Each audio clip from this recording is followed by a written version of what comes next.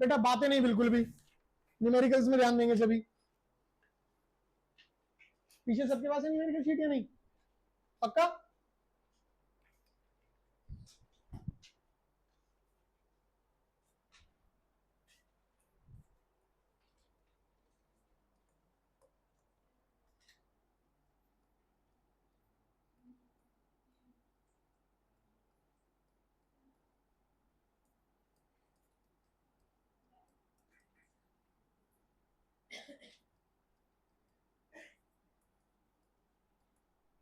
आज हम लोग बेटा न्यूमेरिकल्स करना शुरू कर रहे हैं पोटेंशियल एंड पोटेंशियल डिफरेंस की। ठीक, तो सभी लोग ध्यान से देखिए। न्यूमेरिकल शीट के अंदर आपका पहला क्वेश्चन क्या कह रहा है आप लोगों से? क्वेश्चन कह रहा है that define electric potential in terms of electric field. हमें इलेक्ट्रिक पोटेंशियल को डिफाइन करना है, और वो भी किसकी टर्म्स में? इलेक्ट्रिक फील्ड की टर्म्स में। समझिए ध्यान से, आप लोग याद करो, according to general equation of potential gradient, अगर आप लोगों को पोटेंशियल ग्रेडियंट याद हो बेटा, तो इक्वेशन हुआ करती थी E is equal to minus of dv by dr। अगर याद हो बेटा, ये डिराइव भी किया हुआ है हम लोगों ने। ठीक, और इसमें जो ये नेगेटिव साइन था, नेगेटिव साइन क्या इंडिकेट करता था आपके पास? ये इंडिकेट करता था that potential always decreases in the direction of electric field, कि इलेक्ट्रिक पोटेंशियल जो है वो हमेशा इलेक्ट्रिक फील्ड की डायरेक्शन में क्या करता है? डिक्रीज करता है। ठीक, अब अगर हम लोग अपने इस फॉर्मूला को थोड़ा सा चेंज करके लिखें तो शायद कुछ ऐसा जा सकता है that dv is equal to minus of EDR. भाई आपने dv के लिए वैल्यू लिखी तो dr को शिफ्ट करा और नेगेटिव को शिफ्ट कर लिया, तो आपके पास जो dv है वो कितना आ जाता है? It is minus of EDR. अब हम कर लेते हैं इसको दोनों तरफ integrate. Now integrating both the sides, जैसे ही दोनों तरफ इंटीग्रेट करेंगे तो कितना बना? dv is equal to negative and E dr, ये चीज आएगी। भाई अगर हम लोगों ने dv को इंटीग्रेट करा तो कितना बन गया? v। आप यहां इंटीग्रेट ना करें, एज इट इज रखें, सो कितना बनेगा? माइनस एंड ईडीआर, ये चीज होगी। अगर आप लोगों को याद हो तो पोटेंशियल किस तरह की क्वांटिटी होती है बेटा? It is a type of scalar quantity, class 11। ठीक है, वेक्टर प्रोडक्ट्स जो होते थे हमारे पास, हमने उसमें दो चीजें पढ़ी कि वेक्टर्स में जो प्रोडक्ट है वो दो तरीके के हैं, एक है हमारा डॉट प्रोडक्ट और एक है हमारा क्रॉस प्रोडक्ट। अगर दो वेक्टर्स का डॉट प्रोडक्ट लिया तो रिजल्ट कौन होगा? स्केलर। और अगर हमने दो वेक्टर्स का क्रॉस प्रोडक्ट लिया तो रिजल्ट क्या होगा? वेक्टर। अब देखिए ध्यान से, ये आपके पास क्या बन रहा है? स्केलर। दो वेक्टर्स का कैसा प्रोडक्ट लेने पर स्केलर आता है? Dot product. इसका मतलब मैं यहां क्या लिख सकता हूं? मैं लिख सकता हूं E vector dot dr vector. हाँ या ना? समझ आया? तो अब हम लोग यहां से इलेक्ट्रिक पोटेंशियल को कैसे डिफाइन कर सकते हैं? That potential can be defined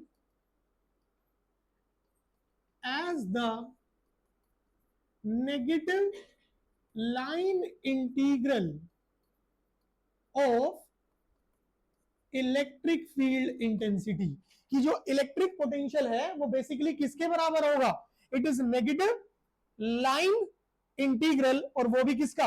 electric field intensity का। और इसको पढ़ने का तरीका ध्यान रखो, देखो, it is negative line integral of what? Electric field intensity. आया समझ सबको? कोई डाउट यहां पर? पक्का? अब यहीं से आप लोग अलग से एक छोटा सा पॉइंट बेटा ध्यान रखेंगे। अगर हम लोगों से कहा गया पोटेंशियल के लिए, तो हमने लिखा V is equal to minus of E vector dot D R vector, ये चीज गई। बट आप याद कीजिए पोटेंशियल को डिफाइन कैसे करते थे आदित्य, इलेक्ट्रिक पोटेंशियल को जब डिफाइन करा था तो कैसे किया था? हाँ, ये डिफाइन, ये आप डेफिनेशन अगर आपसे कोई पूछेगा कि इलेक्ट्रिक पोटेंशियल को कैसे डिफाइन कराएगा तो आप बताएंगे के क्यू बाय आर। कैसे डिफाइन करा था इलेक्ट्रिक पोटेंशियल को? Amount of work done in order to move a test charge from infinity to given point. जल्दी से डोर क्लोज करो। From infinity to given point in the field of another charge without accelerating and against the electrostatic force. कहां से कहां लाए थे? Infinity से given point तक। तो यहां पर जब आप लिमिट्स रखेंगे so will be from infinity to given point, इस तरीके से। आई बात समझ में? मतलब ये तो आपने डिफाइन कर दिया, बट अगर आप उसे और अच्छे तरीके से लिखना चाहते हैं, न्यूमेरिकल पर्पस पे लिखना चाहते हैं, तो आप ऐसे चले जाएंगे। आई बात समझ? अब ये तो बात होगी पोटेंशियल की। अगर हम लोगों से कहा गया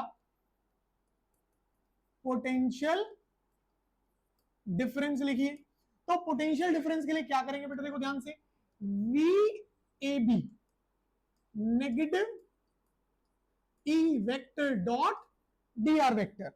भाई अगर आप लोगों को याद हो, जब इलेक्ट्रिक पोटेंशियल डिफरेंस को हमने समझा तो हम क्या कहते थे? The amount of work done in order to move a test charge from one point to another point, ऐसा कुछ आया था ना भाई। पोटेंशियल में क्या था? From infinity to given point. But अगर बात करते थे पोटेंशियल डिफरेंस तो उसमें क्या था? From one point to another point. मैंने लिखा वी ए बी, मतलब पोटेंशियल डिफरेंस है दो पॉइंट्स के बीच का, ए और बी का। पर इसका मतलब क्या हुआ? इसका मतलब है चार्ज को हम बी से ए लेकर के आ रहे हैं। जब आप बी से ए लेकर के आओगे तो आप क्या लिखोगे? V A B. मान लो आप 1 से 2 लेकर के जा रहे हो तो क्या लिखोगे? V two 1। ध्यान रखना है इस चीज को, करंट इलेक्ट्रिसिटी में काम आएगा। ठीक, तो अगर अब मैं बात कर रहा हूं वी ए बी, मतलब चार्ज कहां से कहां आ रहा है? बी टू ए। तो जब बी टू ए आ रहा है तो बेटा क्या लिखेंगे? आर बी से आर ए। आया समझ? ये पॉइंट आपका बहुत इंपॉर्टेंट है, इसको ध्यान रखना है। कर सकते हैं अच्छे से? कोई डाउट? तो अगर आपसे कहा गया कि इलेक्ट्रिक पोटेंशियल को या फिर इलेक्ट्रिक पोटेंशियल डिफरेंस को डिफाइन करो in terms of electric field, तो आप ये कंसेप्ट कर पाएंगे अच्छे से? श्योर? थियोरेटिकली हमने यही लिखना है, mathematically potential and potential difference. कोई डाउट? श्योर? कर पाएंगे अच्छे से? पहले इसे खत्म करो जल्दी से, या क्वेश्चंस कर लें। नंबर ऑफ क्वेश्चंस ज्यादा हो जाएंगे तो ज्यादा बेटर रहेगा, है ना? पीडीएफ डाल देंगे, आप नोट्स कंप्लीट करना। देखो अगला क्वेश्चन बेटा नोट्स में नहीं है, आपको सामने ध्यान देना पड़ेगा। देखिए सभी, क्वेश्चन में कहा गया potential in certain region of space is given by V is equal to 2x cube 3y square 6z volt. आपको पोटेंशियल के लिए वैल्यू दे दी गई है। ठीक, कहता है then determine the magnitude of electric field at -1 -1 and -1। Question में क्या कह रहा है बेटा? ध्यान से देख लो कि एक पर्टिकुलर रीजन के अंदर पोटेंशियल जो है वो कितना है आपके पास? 2x cube plus 3y square plus 6z। कहता है कि अगर उस जगह के अंदर इलेक्ट्रिक पोटेंशियल इतना है तो आप पता करो इलेक्ट्रिक फील्ड का मैग्नीट्यूड कितना होगा इन कोऑर्डिनेट्स पर। क्वेश्चन क्लियर है सबको? और ये प्रॉब्लम बेटा आपके पास 3 नंबर के अंदर है। ठीक, हद से हद क्या होगा? अपने पास तीनों कोऑर्डिनेट है एक्स वाई और जेड। क्या पता आपके पास कोई दो आ जाए, सिर्फ एक्स वाई आ जाए, सिर्फ एक्स जेड आ जाए, या सिर्फ वाई जेड आ जाए। ठीक है, प्रोसेस नहीं बदलेगा, the whole process will remain the same, technique में कोई चेंजेस नहीं आएंगे, ठीक है। अब कैसे शुरुआत की जाएगी, गौर से देखिएगा सभी। हम लोग जानते हैं कि इलेक्ट्रिक पोटेंशियल एक कैसी क्वांटिटी है बेटू, it is a type of scalar quantity. अगर वो स्केलर क्वांटिटी है तो इसका मतलब जो नेट पोटेंशियल होगा that must be algebraic sum of all the potentials. वो जितने भी पोटेंशियल होंगे उन सभी पोटेंशियल्स का कैसा सम होगा, एल्जेब्रिक सम होगा। अगर एल्जेब्रिक सम है तो इसका मतलब वी नेट को पक्का लिखा जाएगा V X plus V Y plus V Z.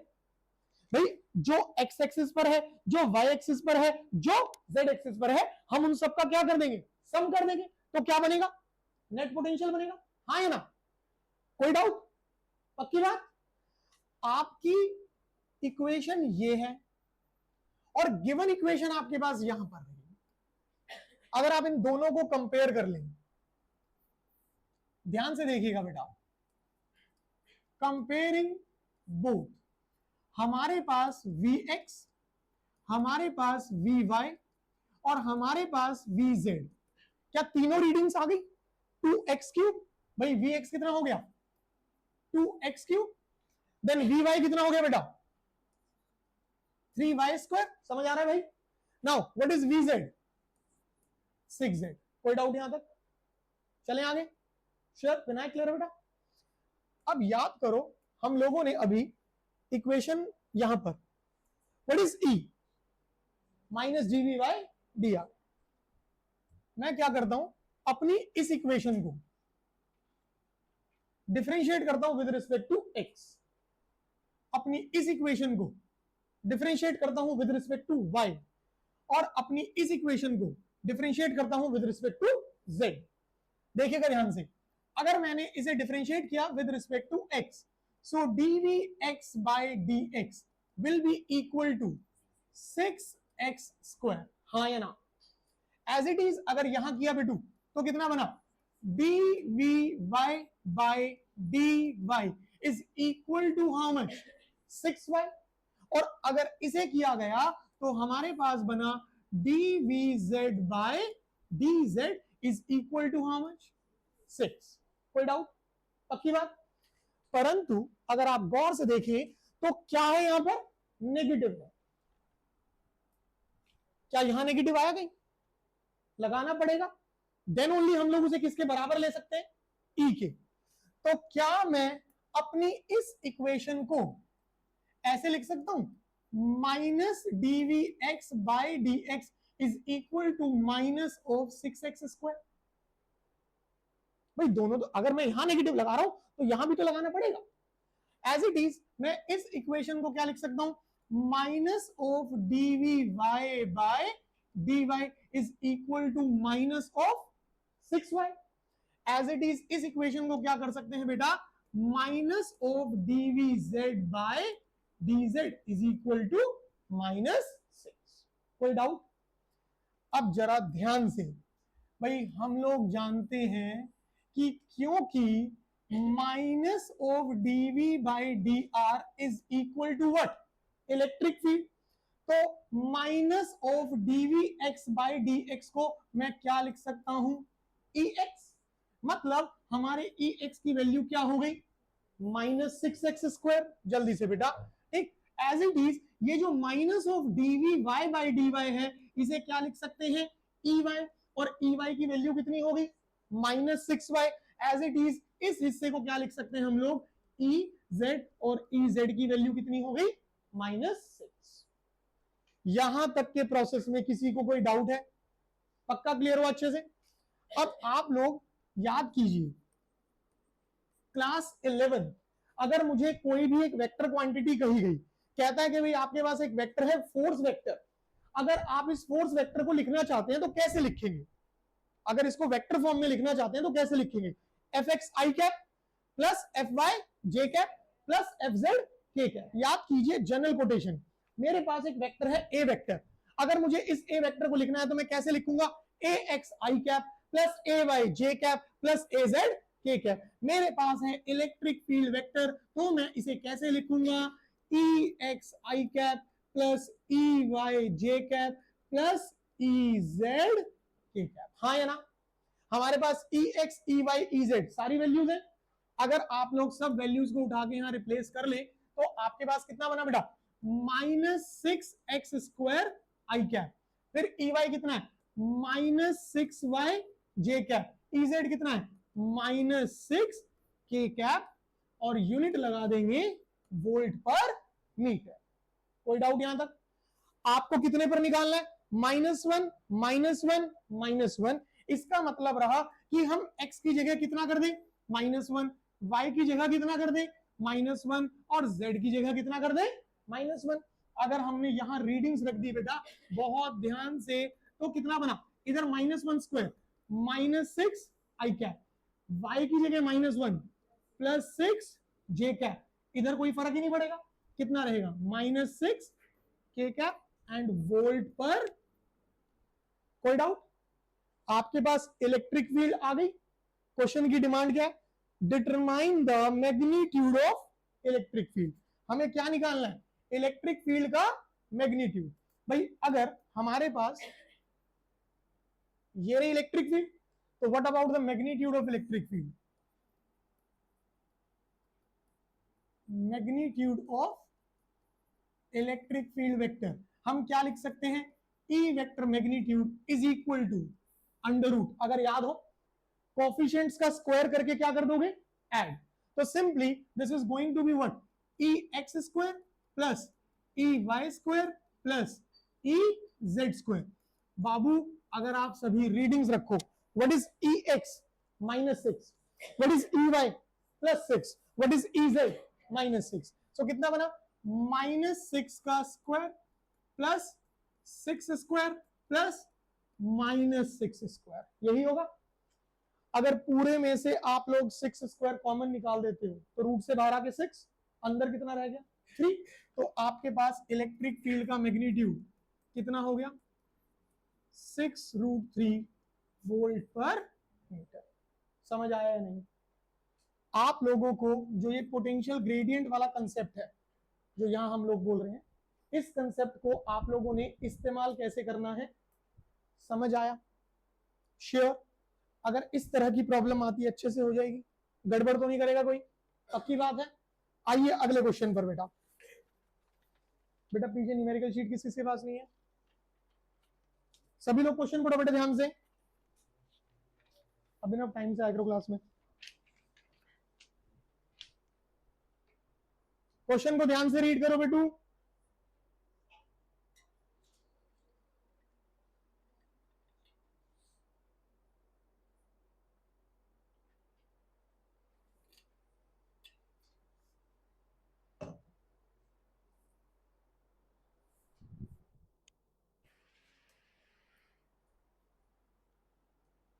Numerical sheet का क्वेश्चन नंबर 2 है।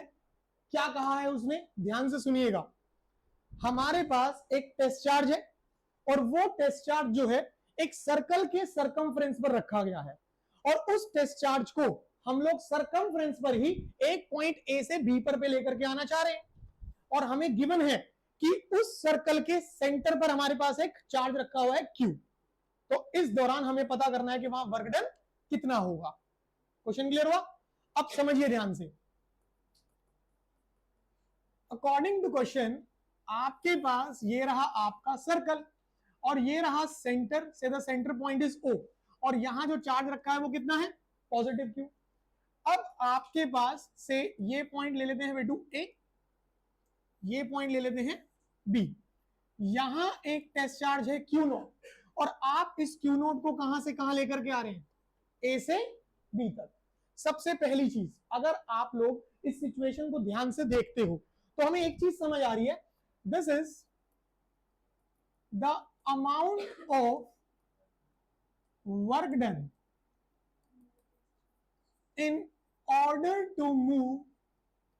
order to move a test charge from one point to another point.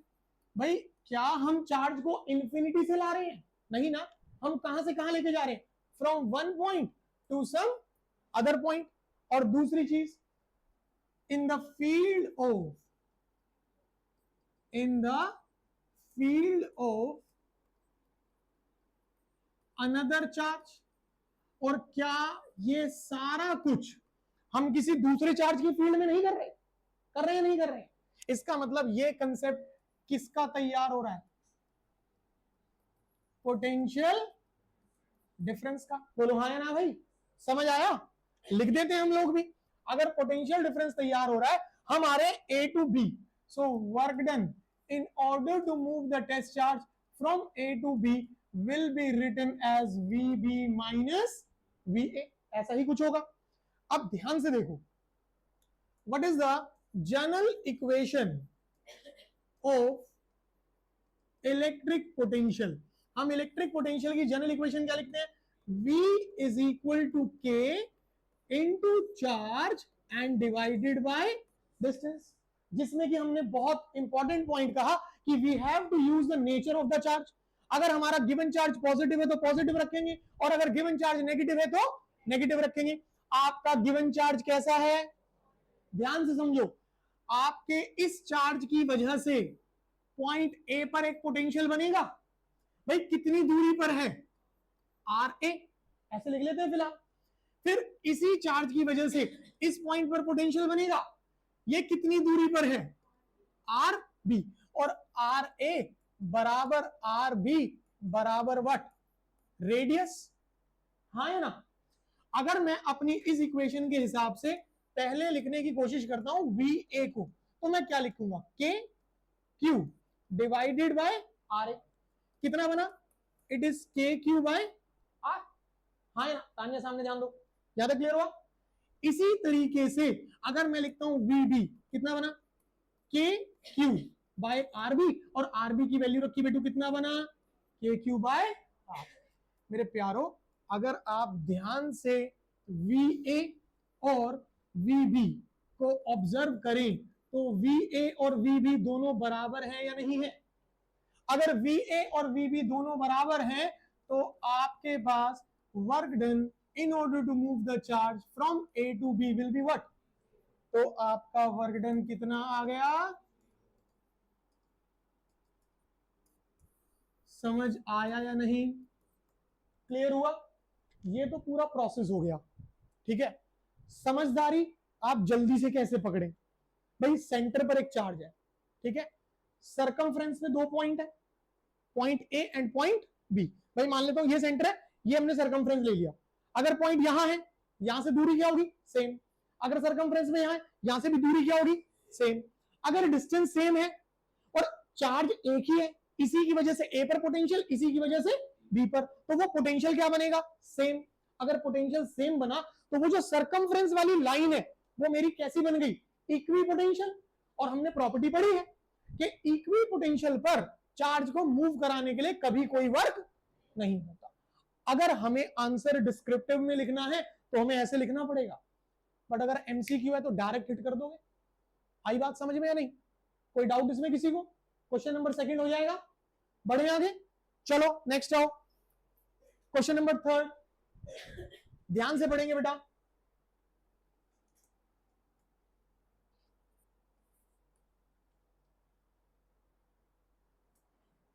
अपने न्यूमेरिकल शीट का क्वेश्चन नंबर थर्ड ध्यान से देखिए।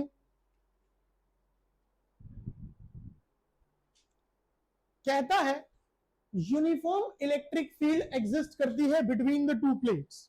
ठीक है, तो बना लेते हैं इसको पहले। ये हम लोगों ने लिया, say this is the plate X and this is the plate Y. This plate is throughout uniformly positively charged, और ये प्लेट हमारे पास क्या हो जाती है बेटू? Uniformly negatively charge. क्या इन दोनों प्लेट्स के बीच में एक यूनिफॉर्म इलेक्ट्रिक फील्ड एग्जिस्ट नहीं करेगी? आप मुझे बताइए, हालांकि यहां यूज नहीं है बट फिर भी इन दोनों प्लेट्स के बीच में जो ये यूनिफॉर्म इलेक्ट्रिक फील्ड एग्जिस्ट कर रही है, इस इलेक्ट्रिक फील्ड का मैग्नीट्यूड कितना होगा? Magnitude of electric field between the two oppositely charged plates, बेटा याद होना चाहिए, it is sigma bye epsilon not. Capacitance में भी यूज किया है, और जब हम गॉसेस थ्योरम की एप्लीकेशंस पढ़ रहे थे तो वहां पे भी सॉल्व किया है। ठीक, नाउ वापस आते हैं।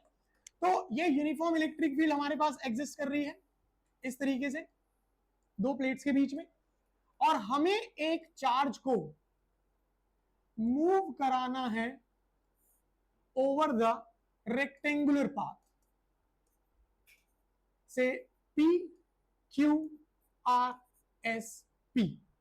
अगर हमें अपने चार्ज को इस यूनिफॉर्म इलेक्ट्रिक फील्ड के अंदर इस क्लोज्ड पाथ में मूव कराना है, तो ऐसा कराने के लिए कितना वर्क होगा? आपका आंसर आता है 0। आप मुझे इस 0 का रीजन बताएं।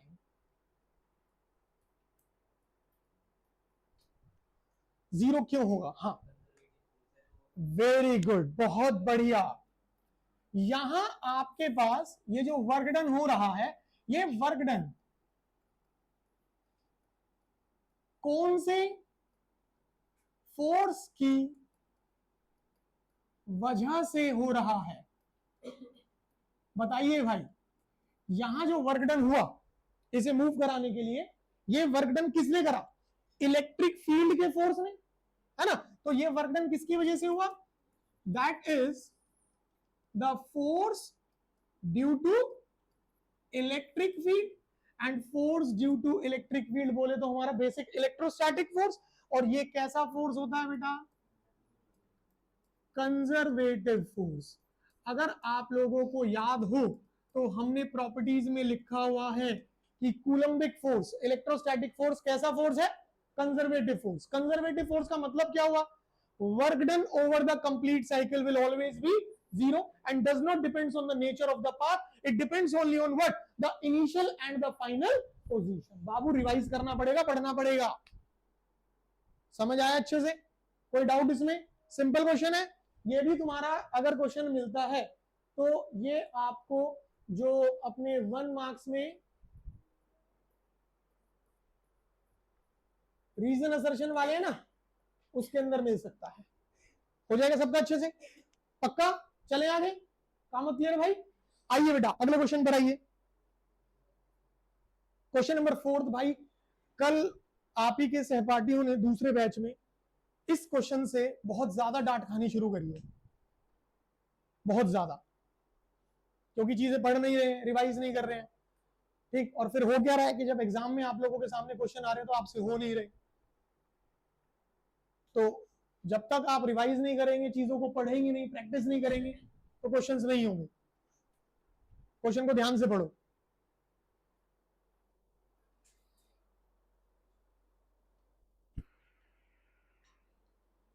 और क्वेश्चन बहुत सिंपल है बेटा।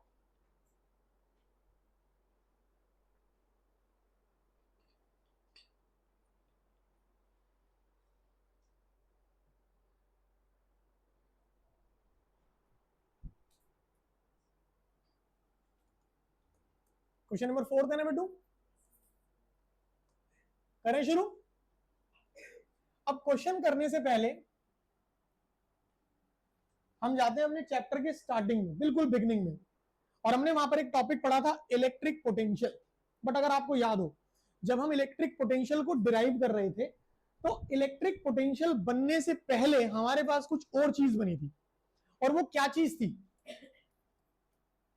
वो चीज थी potential energy of pair of charge. कुछ याद आया? एंड फॉर्मूला था W is equals to K Q Q not by R। ऐसा कुछ करके हमने क्या करा था, इस Q नॉट को डिनोमिनेटर में लाए, और यहां क्या रह गया? और ये KQ बाय R क्या था? तो हमने लिख दिया था W by Q naught is equal to V। हाँ या ना? बाबू अगर याद हो, अगर मैं सिर्फ इस वर्क डन को देख रहा हूं, तो ये वर्क डन हमारा किसकी तरह काम कर रहा था? पोटेंशियल एनर्जी की तरह। हाँ या ना? अब जरा क्वेश्चन को याद करो, आपके सामने जो क्वेश्चन है यहाँ पे कहता है कि इलेक्ट्रॉन है मतलब एक चार्ज है, इसको आप लोगों ने क्या सप्लाई करा, पोटेंशियल डिफरेंस अप्लाई करा, कितने वोल्ट का। अगर आपने अपने इलेक्ट्रॉन को पोटेंशियल डिफरेंस दिया, वो एक्सेलरेट हुआ, हाँ या ना? अगर वो एक्सेलरेट हुआ तो इसका मतलब हुआ कि वहां पर क्या हो रहा है, गेन इन वेलोसिटी, उसकी स्पीड में बढ़ोतरी हो रही है, भाग रहा है वो पहले के रिस्पेक्ट में।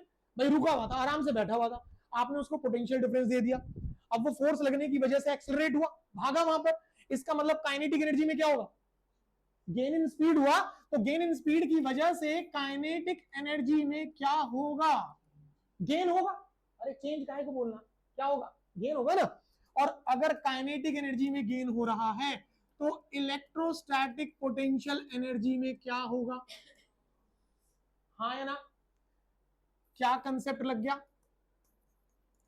Law of conservation of mechanical energy, लगी या नहीं लगी? अब काइनेटिक एनर्जी तो चलो ठीक है भाई, सिंपल सी बात, this is half of mv square. What about electrostatic potential energy, ये रही। इसको आप अगर गौर से देखें तो क्या लिख सकते हैं, v into Q not. What is Q not, charge. हमारा चार्ज कौन है, तो हम क्या यूज करते थे, ई, एलिमेंट्री चार्ज। तो इसका मतलब मैं यहां W को क्या लिख सकता हूं, Q की जगह E, और ये तो मेरी इलेक्ट्रोस्टैटिक पोटेंशियल एनर्जी कितनी आ गई, EV आ गई, हाँ है ना? विश्वेंद्र समझ आया? पेन नहीं खाते बेटा, प्लास्टिक है, बैड फॉर हेल्थ। अच्छा प्रोटीन सोर्स बताएंगे तुझे भी। देखो काइनेटिक कितना रखा, half of mv square, electrostatic potential energy कितना रखा, EV। क्वेश्चन में किसकी डिमांड है, स्पीड निकालनी थी, तो what is v square, 2ev by m। तो v कितना बनेगा, under root of 2ev by m। अब बताओ क्वेश्चन सरल था या नहीं था, प्रोवाइडेड आपने अपने कंसेप्ट को अच्छे से पढ़ा होता, अच्छे से रिवाइज करा होता, हाँ या ना? अनर्गल तरह के प्रश्न, बिना वजह की चीजें करने से कुछ हासिल नहीं होगा। उन सब चीजों से केवल आपके मन को संतुष्टि मिलेगी। सब्जेक्ट की अगर संतुष्टि चाहिए, ठीक है, तो आपको वो चीजें करनी पड़ेंगी जो आपको कराई जा रही है, जो आपको सिखाई जा रही है। उससे अलग आप भरपूर मात्रा में कीजिए, मना नहीं है, बिल्कुल मना नहीं है, बट पहले आप उन चीजों को तैयार कर लो जो आपको यहां सिखाई गई है। एक्सपेरिमेंट्स करके देख लिया ना आप लोगों ने बहुत सारा कुछ, सो प्लीज अब मत करो, अब उन चीजों को तैयार करो जो आपको यहां सिखाई जा रही है, उन कंसेप्ट्स को तैयार करो जो क्लास में सिखाए जा रहे हैं, ठीक है ना? अपना रायता आराम से बना लेना, कोई दिक्कत नहीं। मैंने पहले भी कई बार एक बात कही है आपको कि अगर कहीं लंगर लगा हुआ है, ठीक है, आप लाइन में लगे हुए हैं लंगर का स्वाद लेने के लिए, ठीक है, कि भाई आपकी बारी आएगी और अब आप वहां उस लंगर में बने हुए हलवा, चना, पूरी, सब्जी का स्वाद लेंगे, ठीक है। और अब सोचिए उसी लाइन में एक ऐसा आदमी लगा हुआ है, एक ऐसा इंसान लगा हुआ है, एक ऐसा व्यक्ति लगा हुआ है जो भरी धूप में लंगर की लाइन में लग के भी अपना टिफिन खोल के खा रहा है। समझदार हो, महामूर्ख है। अगर तुम लंगर की लाइन में लगे हो तो तुम्हें स्वाद भी किस चीज का लेना चाहिए, उस लंगर की सब्जी का, वहां की पूरी का, वहां के हलवे का, वहां के चने का। और वहां तुम ओवर स्मार्ट बन के अपने ही घर के टिफिन का राजमा चावल खोल के बैठे हो। भले ही तुम राजमा चावल खा रहे हो, पर तुम उस लंगर के स्वाद से बिल्कुल ही वंचित रह जाओगे, समझे? तो जो अपना टिफिन है ना, उसे 12th के बाद खोल लेना आराम से, कोई मना नहीं करेगा आपको, ठीक है। उससे पहले जो अभी ये 12वीं कक्षा के कंसेप्ट जो तुम्हारे मेंस में भी मिलेंगे, नीट में भी मिलेंगे, हर जगह मिलेंगे, ठीक है। तो पहले लंगर की इन सब चीजों का स्वाद अच्छे से चख लो। तुम्हारा टिफिन कोई नहीं लेके भागेगा तुमसे, वो तुम्हारे पास ही रहेगा, उसको आराम से जी भर के खाना। अभी खाओगे ना तो पता है फिर वो धूप में खड़े हुए, लाइन में लगे हुए हो, 4 बजे का समय, धूप में आ रहे हो इतने एफर्ट्स लगा करके, है? और उसके बाद भी क्या कर रहे हो, अपने ही स्वाद में लगे हुए हो, और अपना स्वाद लेकर के देख चुके हो, काम कुछ नहीं बन पा रहा उससे, दही टूट रही है बिना मतलब के, हाँ या ना? तो समझदार इसी में है कि अपने टिफिन को आराम से बाद में खोलना। मैं भी बैठूंगा तुम्हारे साथ, कोई दिक्कत नहीं है, will together have the fun, but at least for now, ठीक, जितना भी समय है 5 से 6 महीने का, उस समय के अंदर आप इन चीजों को अच्छे से प्रिपेयर करो, तरीके से प्रिपेयर करो, ठीक है। तानिया, कल तनु से मुलाकात हुई हमारे रास्ते में, बोल रही थी पढ़ती नहीं है बिल्कुल भी। मैंने कहा ठीक है, अगली बात मिलेगी तो इसको स्कूटी में लपेट के ले जाएंगे साथ में। चलो, तो ये था क्वेश्चन नंबर कौन सा बेटा, 4। क्वेश्चन नंबर 5 जरा ध्यान से देखिए, बहुत सिंपल प्रॉब्लम है और हम सभी इसको बहुत आराम से कर पाएंगे बेटा।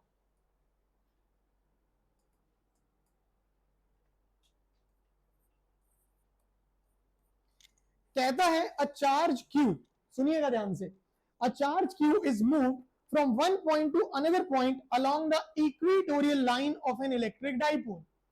हमारे पास डाइपोल की कौन सी लाइन है, इक्वेटोरियल लाइन है। तो एक बार हम याद कर लेते हैं छोटा सा पॉइंट, ये रहा हमारा dipole, negative Q, positive Q, total distance कितना होता था बेटू, 2a। ये हो गया centre of the dipole. Dipole के सेंटर से जो परपेंडिकुलर लाइन होती थी, इस लाइन को हम लोग क्या नाम देते थे बेटा, इक्वेटोरियल लाइन, ठीक है। चलो एक पॉइंट और रिवाइज कर लेते हैं। इक्वेटोरियल लाइन पर अगर बात करी गई इलेक्ट्रिक फील्ड की, तो फॉर्मूला बनता था केपी बाय, और ये इलेक्ट्रिक फील्ड एक्ट करा करती थी 180 डिग्री पर, आया कुछ यार। और अगर हमने बात करी इस इक्वेटोरियल लाइन पर पोटेंशियल की, तो इक्वेटोरियल लाइन पर पोटेंशियल कितना होता था, 0। तो यहां से हमने क्वेश्चन भी तैयार करा था अपने रीजन असर्शन के लिए कि is it correct to say that at a point where potential is 0 the electric field intensity will also be 0। कि क्या यह कहना सही होगा अमृत, ध्यान से, क्या यह कहना सही होगा जिस पॉइंट पर पोटेंशियल 0 है वहां इलेक्ट्रिक फील्ड भी 0 होगी? तो आंसर था no. For example equatorial line, potential 0 है पर इलेक्ट्रिक फील्ड 0 नहीं है। आया यार। इसी का रिवर्सल भी था, अगर याद हो, कि क्या यह कहना सही है जहां इलेक्ट्रिक फील्ड 0 होगी वहां पोटेंशियल भी 0 होगा? So answer again no. For example a uniformly charge spherical shell, जब हमने शेल की बात करी थी तो शेल के अंदर इलेक्ट्रिक फील्ड कितनी थी, 0, पर पोटेंशियल क्या आता था, कांस्टेंट। ये पढ़ा हमने कब, इक्वी पोटेंशियल सरफेस के समय पर, याद आया थोड़ा सा। तो फिलहाल हमारा क्वेश्चन क्या कहता है कि हमारे पास इक्वेटोरियल लाइन पर मान लीजिए हम अपने चार्ज क्यू नोट को एक्स से वाई लेकर के जा रहे हैं, ऐसे लेके जा रहे हैं, ठीक है। अब देखिए, a charge q is moved from one point to another point along the equatorial line of an electric dipole, then what amount of work will be done in doing so? हमें कितना वर्क करना पड़ेगा भाई, ध्यान से देखो, vx कितना, vy कितना। तो क्या इस परिस्थिति में किसी तरीके का पोटेंशियल डिफरेंस एग्जिस्ट करा? अरे हाँ या ना भाई, कोई पोटेंशियल डिफरेंस एग्जिस्ट नहीं करेगा। तो हम क्या लिखते थे, work done in order to move the charge from X to Y will be V Y minus, potential difference है ही नहीं तो आपका वर्क डन भी क्या होगा, 0। समझ आया? कोई डाउट किसी को? पक्की बात, घबराना नहीं है, जो परिस्थिति दी गई है उसे एक बार आराम से तसल्ली से प्लॉट करके देखिए। जिज्ञासा कहां डाउट आया बेटा?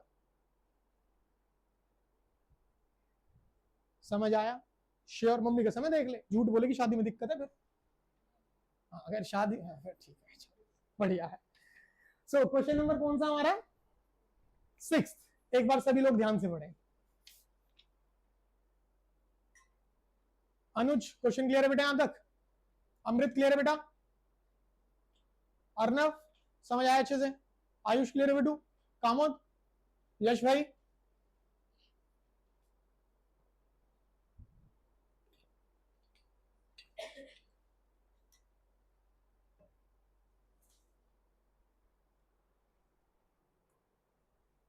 क्वेश्चन नंबर कौन सा बेटा? अगर आपने क्वेश्चन को ध्यान से पढ़ा, आपके पास एक सर्कल, सेंटर, कहा गया सेंटर पर पोटेंशियल कितना है, इट इज गिवन। सरकमफ्रेंस पर आपके पास है 4 चार्जेस, ए पर रखा है Q1, बी पर रखा है Q2, सी पर रखा है Q3, और डी पर रखा है Q4। कहता है Q1 इतना है, Q2 इतना है, Q3 इतना है, तो कह रहा है बताओ Q4 कितना होगा, यही पूछा गया, हाँ या ना। समझिएगा ध्यान से भाई, पोटेंशियल एट द सेंटर कितना है, 0। अगर आप इस फिगर को ध्यान से देखो तो सेंटर पर जो पोटेंशियल है वो किसकी वजह से होगा, ए की वजह से होगा, बी की वजह से होगा, सी की वजह से होगा, और पोटेंशियल कैसी क्वांटिटी है, स्केलर। इसका मतलब मैं अपने इन चारों की वजह से जो पोटेंशियल बना उसको एल्जेब्रिकली ऐड कर दूंगा, पॉजिटिव पॉजिटिव, नेगेटिव को नेगेटिव, हाँ या ना। तो क्या ये लिखना सही नहीं होगा, देखो, that potential at point O is VA plus VB plus VC plus VD, हाँ या ना। क्वेश्चन नहीं समझ आ रहा बेटा, तो now what is V naught, 0। Tell me what is VA, KQA by, देखो A का डिस्टेंस रेडियस, B का डिस्टेंस रेडियस, C का डिस्टेंस रेडियस, और D का डिस्टेंस भी radius. Now what is VB, KQB by R, then KQC by R, then KQD by R, बोलो हाँ या ना, पक्का। K by R, K by R, K by R, K by R through out बाहर निकलेगा। तो आप लोगों ने K बाय R कॉमन किया, यहां हो गया Q1, देखिए QA की जगह Q1, QB की जगह Q2, QC की जगह Q3 और QD की जगह Q4। So Q1 plus Q2 plus Q3 plus Q4 will be 0। आपने इसको जैसे ही शिफ्ट कर दिया तो Q1 plus Q2 plus Q3 plus Q3 plus Q4, ये सब किसके बराबर होगा, आपको ये तीनों गिवन है या नहीं, बताइए बेटा जी, जो भी आ रहा हो जाएगा या नहीं, कोई डाउट किसी को, पक्की बात। स्वीट जी गुड मॉर्निंग, कैसे हैं आप, मजा नहीं आ रहा, क्या चाहती हैं आप, मतलब गाना चला दे वो, आरी हिले छपरा हिले जिला हिले लाल, है नींद आ रही है, गाने, अच्छा बिहारी सॉन्ग्स, भोजपुरी सॉन्ग्स में मजा नहीं आता है, कौन सा चलाए, एक खटोला जेल के भीतर एक खटोला जेल के बाहर, हाँ भाई ये वाला है, क्या बात है, हमारे तो बच्चे गुंडाल हो रहे हैं। चलो जी क्वेश्चन नंबर कौन सा करें, 7, ध्यान से चलिए स्वीटी जी क्वेश्चन नंबर 7 करते हैं, और फिर इसके बाद एक बहुत बढ़िया गाना बनाएंगे आपके लिए, ठीक है, तैयार रहिएगा भाई। स्वीटी जी आज हमारे सामने एक सुंदर सा नृत्य प्रस्तुत करेंगी हरियाणवी गाने पर। स्वीटी की आंखें खुल गई एकदम से, कह रही ई भाव का मजा भाई, कभी लठ गाड़ देंगे। ध्यान से बढ़िया क्वेश्चन, अभिनव आप खुश ना होइए क्योंकि आप आरी हिले छपरा हिले पे नाचेंगे, और जिला तो फिर आप हिला ही देंगे। हाँ क्वेश्चन ध्यान से पढ़िएगा सभी, और हमने पहले भी इस तरह का क्वेश्चन किया है, हाँ जो कैपेसिटेंस वाले न्यूमेरिकल्स थे, इतना ध्यान नहीं है मुझे, बट हाँ मुझे इतना ध्यान है कि ये प्रश्न हमने कर रखा है।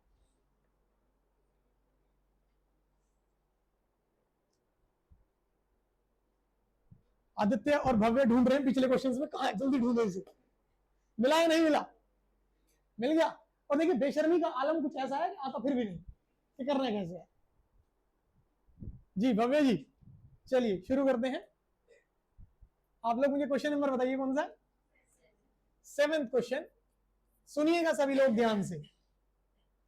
क्वेश्चन में हमारे पास ओरिजिनली एक सिंगल ड्रॉप है, उस सिंगल ड्रॉप पर चार्ज ले लेते हैं Q और उसका रेडियस ले लेते हैं कितना R, और अगर जनरल इक्वेशन ऑफ पोटेंशियल के थ्रू हमने पोटेंशियल लिखा, it is K into charge and divided by distance, भाई चार्ज कितना Q, डिस्टेंस कितना R, तो V कितना बन गया KQ बाय, और क्वेश्चन के अंदर हमें रीडिंग दी गई है कि सिंगल ड्रॉप के लिए जो पोटेंशियल है वो कितना है, this is available as 220 volt. ये चीज क्लियर है सबको, इसे कर लेते हैं हम इक्वेशन नंबर 1। अब जरा ध्यान से, उसने कहा 27 ड्रॉप्स। भाई इस तरह की टोटल कितनी drops combine to form a bigger one. Combine करी और कंबाइन करके एक बड़ी ड्रॉप बना दी। तो भव्य भाई आप हमें बताइए कि जो हमारे पास बड़ी ड्रॉप बनेगी, उस बड़ी ड्रॉप का नया चार्ज पुराने वाला होगा, पहले वाला क्यू, या कुछ नया होगा? सेम रहेगा। मैंने कहा था ना बेशर्मी। देखिए, गौर से देखिए बेशर्मी का चेहरा कैसा होता है, भव्य जैसा। और बेशर्मी की आंखें कमजोर है, बेशर्मी चश्मा लगाती है, थोड़ी थोड़ी मूछें भी है। हमारी बेशर्मी बड़ी रंगीन है। अरे भव्य भाई, हमने एक प्रॉपर्टी पढ़ी थी, अगर याद हो, charge is additive in nature. Charge का नेचर कैसा होता है? अब तुम्हारे पास कितनी ड्रॉप कंबाइन करके बड़ी बना रही है, तो बड़ी वाली ड्रॉप के अंदर कितनी होगी? Q plus Q plus Q plus Q, कितने टाइम्स? 27 टाइम। तो बाबू नया चार्ज कितना होगा? 27 क्यू। हाँ या ना? आज तुम्हारे घर पे बात करते हैं, पढ़ते नहीं हो बिल्कुल भी, सारे दिन बस सड़कों पे घुमवा लो और शिनचैन दिखवा लो इसको, डोरीमोन की तरह हेलीकॉप्टर बांध के घूमता रहता है। नहीं, क्या देखते हो फिर? गंदी गंदी वीडियो देखनी बंद करो, पढ़ाई कर लिया करो, बेशरम। तो नया चार्ज कितना आ गया आपके पास? 27 क्यू। अब हम बात करते हैं बेटा नए रेडियस की। क्या हमारा ये लिखना सही होगा? That volume of the bigger drop is equal to 27 times the volume of the छोटे वाले ड्रॉप। हाँ या ना? तो what is the volume of the bigger drop? 4/3 R cube is equal to, इसको करते हैं कितना हो गया? 27 इंटू 4/3 आर क्यूब। भाई 4/3 हटा दीजिए, तो आर कितना आ गया? 3R। हाँ या ना? अब जरा ध्यान से देखिए, आपके पास नया चार्ज है, आपके पास नया रेडियस है, then what will be the new potential? नया पोटेंशियल क्या होगा? आदित्य राज आप बताइए। के नया चार्ज बाय नया रेडियस। इतना सोचना नहीं है आपको, तुरंत रिस्पॉन्स देना है, ठीक है? नाउ अगर हम वैल्यूज रिप्लेस करें, के what is the new charge? 27 Q. What is this capital R? 3R। Cancel कर दीजिए 9। तो आपका नया पोटेंशियल बना 9 टाइम्स ऑफ के क्यू बाय, बाबू ध्यान से देखिएगा, व्हाट इज दिस? ये रहा फ्रॉम फर्स्ट इक्वेशन 220। अगर आप यहां फ्रॉम फर्स्ट इक्वेशन वैल्यूज रख देते हैं, तो आपका नया potential will be 9 times of 220 और इतने वोल्ट। क्या यह प्रश्न सब कर पाएंगे? कोई डाउट किसी को? पक्का? श्योर? अभिनव क्लियर है? अच्छा अभिनव ये बताओ, अभी छोटी ड्रॉप थी, तो छोटी ड्रॉप के लिए हमने वोल्ट लिखा, तो जब बड़ी ड्रॉप होगी तब भी वोल्ट रहेगा, तो कुछ बड़ा वोल्ट नहीं बनेगा? मैं हिंदी में तो पूछ रहा हूं भाई। अभी छोटी ड्रॉप थी तो पोटेंशियल था हमारा इतने वोल्ट, जब बड़ी ड्रॉप बन गई तब भी वोल्ट रहेगा? गोबर सोच रहा है, पोटेंशियल डिफरेंस तो क्या ही रहेगा वोल्ट में, तो सोच क्या रहा था कुछ, मतलब वोल्टा ऐसा हो जाएगा क्या? बोलता ही नहीं जल्दी से, ये कैसे कमाल का बच्चा है, हद हो गई बिल्कुल। मतलब यहाँ ऐसे लिख देंगे वोल्टा, ऐसे लिखते चलेंगे। क्वेश्चन नंबर कौन सा? चलो 8 क्वेश्चन पे आओ जल्दी से। बेटा पहले ये बताओ, यहां तक की सारी प्रॉब्लम्स क्लियर हैं अच्छे से? श्योर? पक्का? बड़े आगे विमल, क्लियर है बेटा यहां तक? दर्श, चलिए आगे बढ़िए। क्वेश्चन नंबर 8 को सभी लोग ध्यान से पढ़े। क्वेश्चन नंबर 8 बेटा ध्यान से पढ़ो।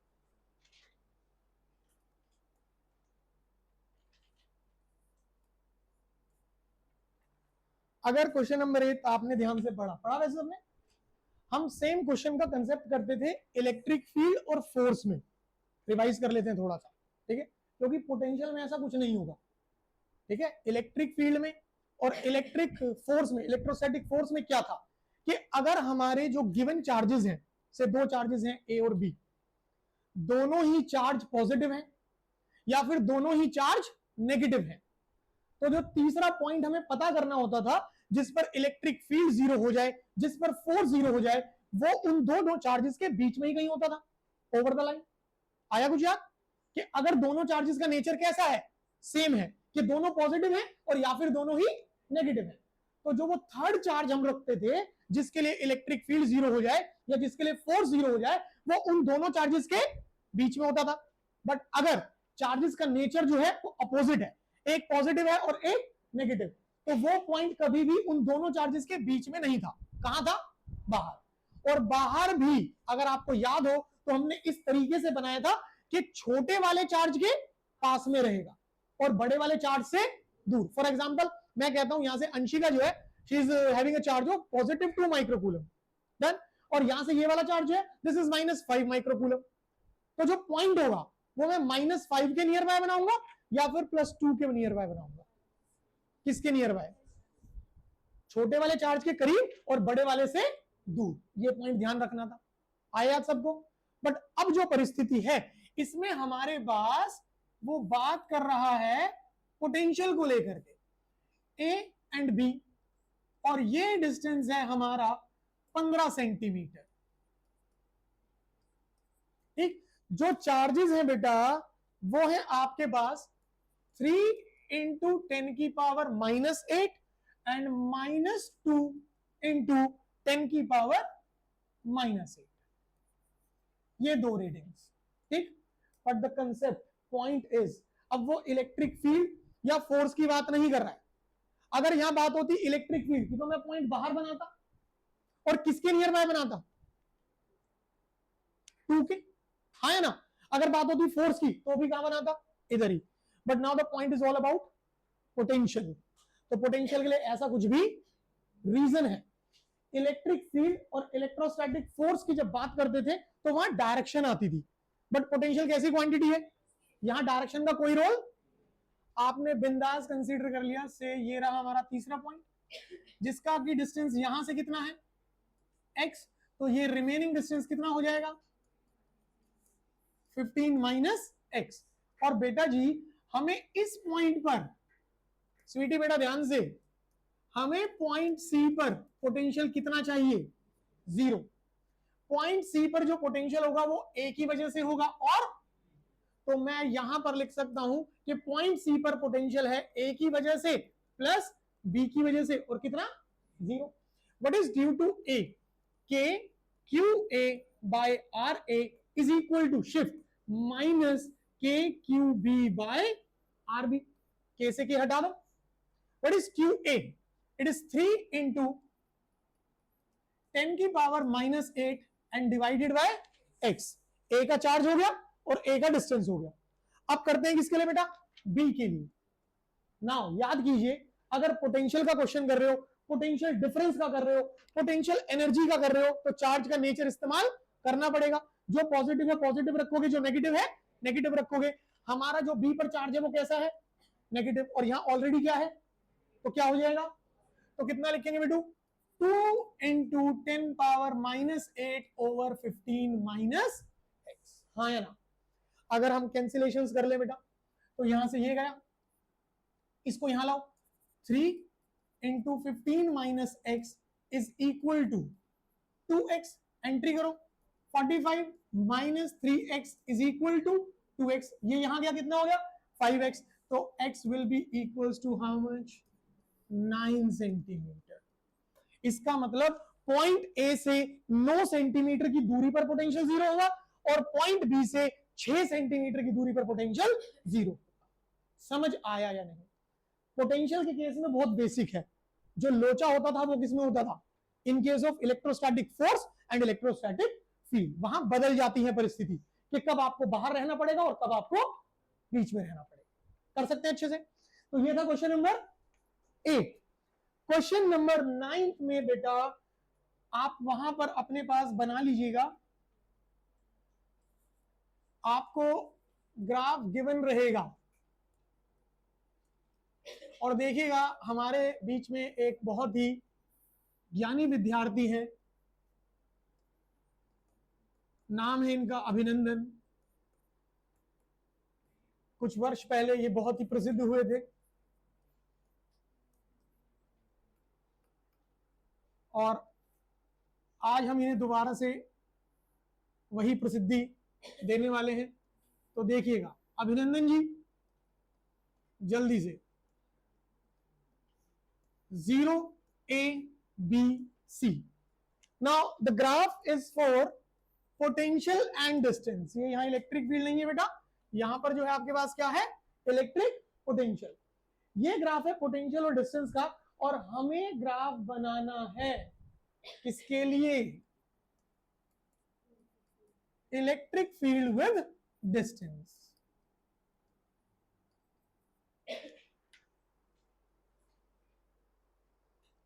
जी अभिनंदन जी, नहीं मुस्कुराना नहीं है, आप बताइए करना कैसे है। जी हाँ, पहले तो ये करेंगे वो करेंगे, फॉर्मूला बताओ।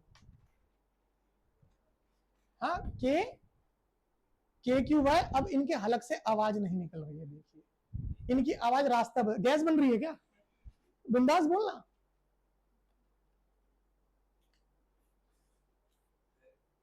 सर मैम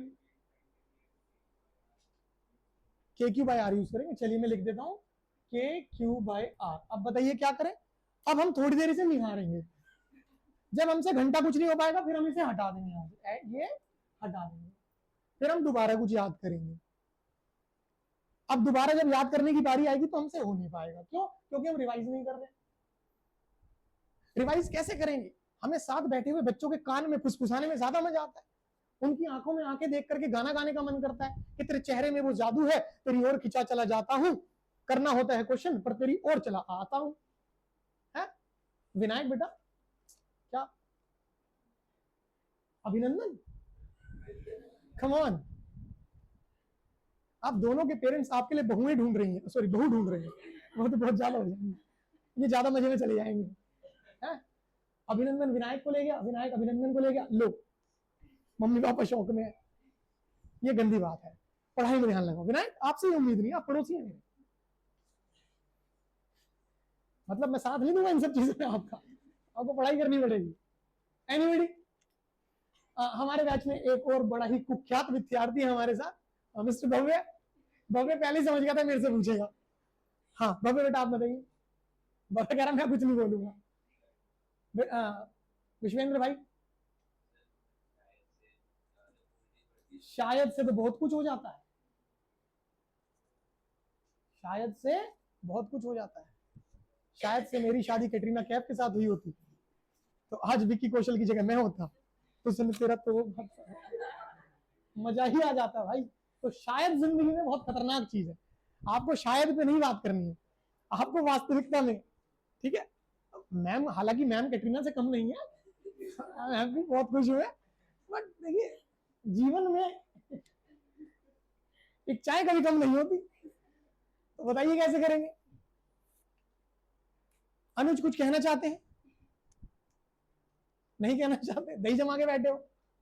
अरे बेशर्मो शैतान बच्चों, अभी तो पढ़ा है आपने, E is equal to minus of dv by, Abhinandan यही कहना चाहते थे आप, नहीं इससे भी गंदा।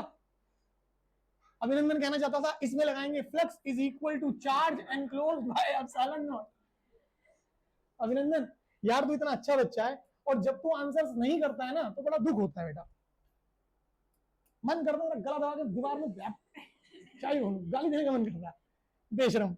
अब सुनो ध्यान से, यहाँ पे पहले हम करते हैं ओ से ए के लिए, सभी लोग ध्यान से देखना, ठीक। कौन सा रीजन पकड़ा, ओ से ए। सुनिएगा, O to A potential is uniformly increasing, हाँ या ना बोल दो, पक्की बात है भाई। यूनिफॉर्मली इंक्रीजिंग होने का मतलब हुआ 0 से 2, 2 से 4, 4 से 6, और 6 से 8, ऐसे चल रहा है।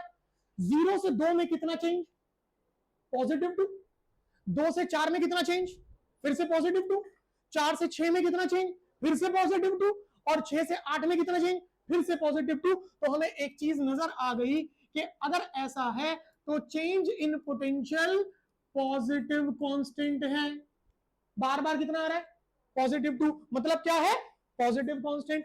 अगर मेरे पास change in potential positive constant है और मैंने इलेक्ट्रिक फील्ड -dV/dr में इस्तेमाल किया, तो जब dV पॉजिटिव कांस्टेंट है और ये नेगेटिव उसके साथ मिल गया, तो हमारी इलेक्ट्रिक फील्ड कैसी हो जाएगी, नेगेटिव कांस्टेंट। हाँ या ना, बात समझ आई।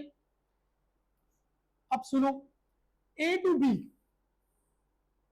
आपका पोटेंशियल क्या है, पोटेंशियल कांस्टेंट मतलब इलेक्ट्रिक फील्ड।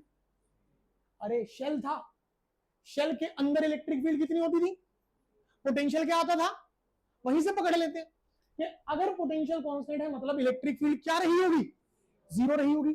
अब बताओ क्या ये पॉइंट्स आपने नहीं सीखे हैं, जानते हो ना, फिर क्यों नहीं इंप्लीमेंट करते यार। तान्या जी, अब तान्या हमें बताएगी B to C में क्या होने वाला है, और देखिए कुछ नया हो सकता है। B to C देखो ध्यान से, पोटेंशियल जो है वो क्या कर रहा है बेटा, इट इज यूनिफॉर्मली, मतलब अब जैसे पहले वो 2 से 10 तक गया था, 2 से 4, 4 से 6 ऐसे जा रहा था ना, अब वो 10 से 0 आ रहा है, 10 से 8, फिर 8 से 6, फिर 6 से 4, फिर 4 से 2 और फिर 2 से 0। अब आप लोग बताओ 10 से 8 कितना चेंज, वेरी गुड। फिर 8 से 6 कितना चेंज, -2। फिर 6 से 4 कितना चेंज, फिर -2। फिर 4 से 2 कितना चेंज, फिर -2। फिर 2 से 0 कितना चेंज, फिर -2। हाँ या ना, इसका मतलब इस दौरान what is change in potential, negative constant, यही होगा। अगर नेगेटिव कांस्टेंट है और यहां सब्स्टिट्यूट किया तो बेटा इलेक्ट्रिक फील्ड क्या हो जाएगी, आ गया आंसर। देखो अब इसी ग्राफ के नीचे चलिए,